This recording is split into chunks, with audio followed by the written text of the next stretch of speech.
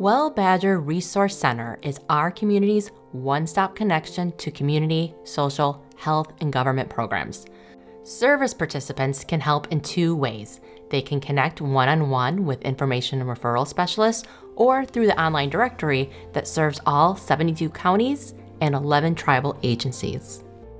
As an INR specialist, my primary responsibilities and duties are to serve folks that reach out to us all over the state of Wisconsin to help them get connected with health resources. We'll answer a call from anyone, and the calls, the emails, the chats can be extremely varied. They can call if they have a child with special needs and they're looking for support for that. They can call just if they're looking for housing or shelter or food resources or insurance. When I first called Well Badger, I talked to Peggy, and she was amazing. She was sweet and she was kind. When Peggy listened to me, it felt like I was in a different place. Someone listened friendly for once. I felt like she cared. I think that the service recipients who call us, the people who call us or email us or chat with challenges are doing so, are finding it worthwhile because we listen to them and we legitimately care. I think all of us feel very strongly especially about the strength of women and their families. And if we can give them the tools they need, they're going to be fine. And when people call us, they sense that because we listen with respect and with legitimate concern. This first time I spoke with Michelle, she was worried about the air quality in her home. And so we focused on that. Lots of strange things started to happen in my house, and I was trying to diagnose the mystery of it. And then by focusing on that, we found out that the problem was much bigger. And there was much more that we needed to look at. The health department had given me test results that showed the insulation was in my air and in my house and coming through all kinds of areas and causing health problems. The insulation in the air can cause asthma to occur.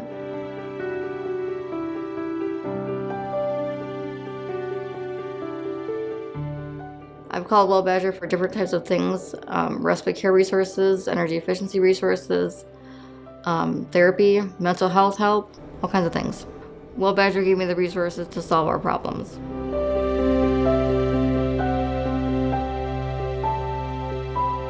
Well Badger gave me a new sense of hope for the future. They gave me what I have come to find as a love for advocacy, and that's what I've been trying to focus on, and they taught me how to do that.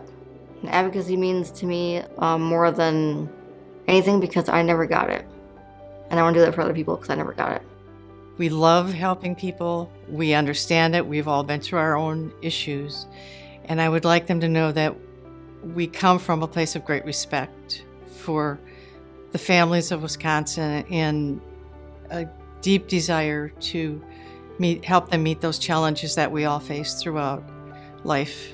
And if we can make that one little bit better and get them back on their feet, that's what we want to do. We would love to do that.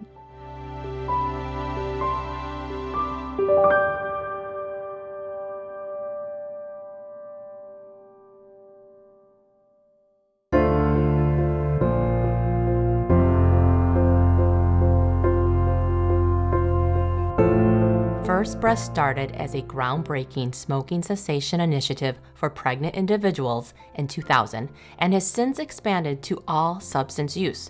It is continuously evolving to better meet the ever-changing needs of the people we serve.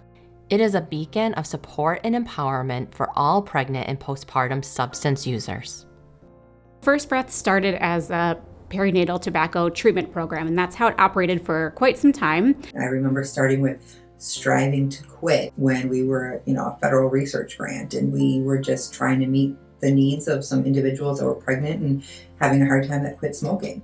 Now, last summer, we expanded to include all substances because that's what we saw. That's what people needed help with. So my hope is that the program continues to develop and grow to fit the needs of the people that we serve.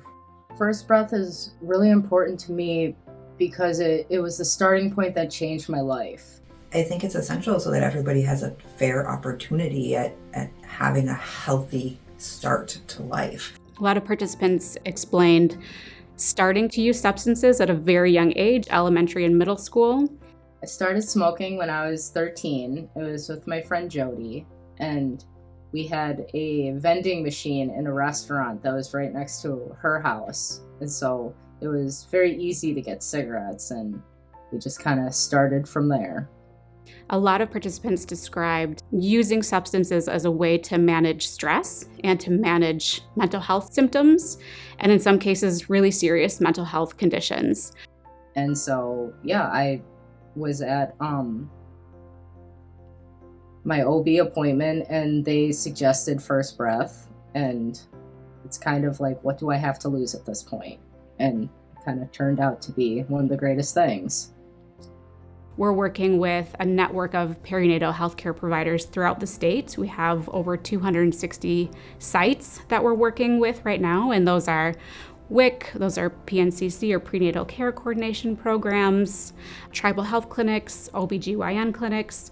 We've built this network over 20 years, and we need to be able to sustain that. The challenge of me just simply keeping the appointment with Rebecca and not canceling was one of my biggest successes early on.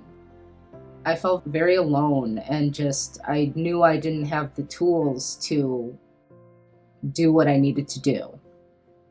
And in using these tools and techniques that she started me off with, it kept going, and it's still going. It's not something that you just use when you're with them. It's something that you use the rest of your life.